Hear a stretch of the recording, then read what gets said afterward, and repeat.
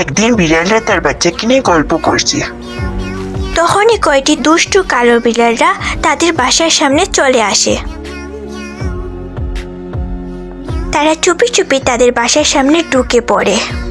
ঘরে বসে বিড়াল ছানাটি খেলা করছিল, কিন্তু তারা চুপি চুপি সেই ঘরে ঢুকে পড়ে। ঢুকে বাচ্চাটিকে তারা চুরি করে নিয়ে চলে যায়। বাচ্চাটি যখন কান্না করছিল তখন তাদের মা বাবা আওয়াজ শুনতে পায়। তারা যখনই যায় তখন বাচ্চাটিকে তারা দেখতে পায় না। তারা অনেক কষ্টে বাচ্চাটিকে খোঁজার চেষ্টা করে, কিন্তু তারা বাচ্চাটিকে খুঁজে পায় না। সেই কালো বিড়ালটি তাদের কল দেয় এবং বলে তাদেরকে টাকা দিতে হবে, তখনই তাদের বাচ্চাটিকে তারা ছেড়ে দিবে। কিন্তু তারা কি করবে ভেবে পায়নি।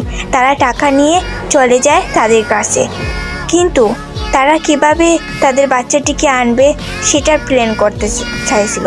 কিন্তু সেই কালো বিড়ালরাও অনেক বুদ্ধিমান ছিল। যখন তারা কালো বিড়ালদের সাথে ঝগড়া করেছিল, মার শুরু করেছিল, তখন সেই বাচ্চাটিকে নিয়ে কালো বিড়ালগুলো পালিয়ে যাওয়ার চেষ্টা করে। কিন্তু তখনই সেখানে পুলিশ চলে আসে। পুলিশ এসে তাদেরকে ধরে ফেলে।